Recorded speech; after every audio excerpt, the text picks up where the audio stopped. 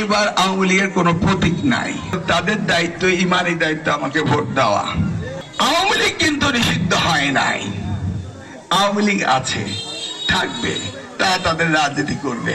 আওয়ামী লীগের ভাই আমার সাথে কোনো বিরোধ নাই, কখনো বলি না, বলবো না। 96-তে আমার বিরুদ্ধে মামলা হয়েছে, 2001-এ আমি একটি মামলাও করি নেই। আবার তারা অত্যাচার করেছে, আপনারা জানেন। আগামী দিনে যেহেতু আমার নেত্রী, আমার নেতা বিরোধ পছন্দ করে না, বিরোধন পছন্দ করে না, আমরাও করি না। এখন আওয়ামী লীগের দরকার কোন সরকার তারা বুঝে, তারা জানতে হবে এই জামাত, এই শিবির যদি আবার ক্ষমতা আসে আওয়ামী লীগের অবস্থা কি হবে। এটা কি আওয়ামী লীগ বুঝে না?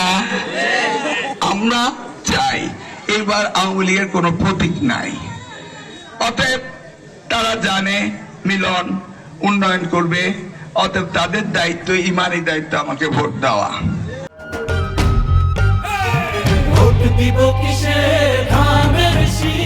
তাই না?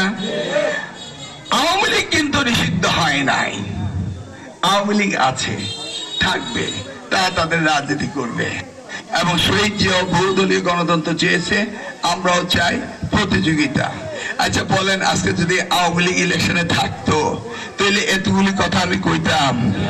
আমি জানি আওয়ামী লীগ, আমি জানি বিএনপি, আমরা দুইজনে রাজনীতি করি, দুইজনে ভোট করি, দুইজনে জিতি, নাকি?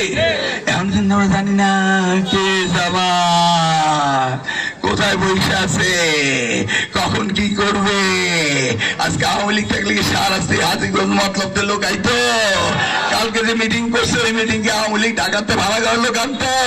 আমরা কচুয়ার লোকেই জানতাম কে আওয়ামী লীগ করে, কে বিএনপি করে, নাকি? সুন্দর ইলেকশন আমরা করি নাই, হাড্ডি লড়াই হয় নাই। আমি তো বারবারই জিতছি, নাকি? হারিতো নাই একবারও। 96-তে দেখেছি, 2001-এ দেখেছি, 2008 জিতেছি, আবার ঢুকতে দেয় না, হাইকোর্টের রায় দেওয়ার পর ঢুকতে দেয় নাই, বুঝছেন তো? অতএব আমি আওয়ামী লীগ ভাইদের আহ্বান জানাবো, শুনেন, পাগল গরম ঠান্ডা চিনে। আওয়ামী লীগের ভাই 2013 সালের আগস্ট মাসে আপনারা জামাতকে, শিবিরকে নিষিদ্ধ করেছিলেন, তারপরে কমাইছিলেন। এবার বুঝছেন, ওরা যদি ফেরত আসে তাইলে দেখা হবে আবার। অতএব আওয়ামী লীগের ভাই আমার সাথে কোনো বিরোধ নাই। আপনার 12 তারিখ সকালবেলা ফজর নামাজের পরে সেন্টারে যাবেন,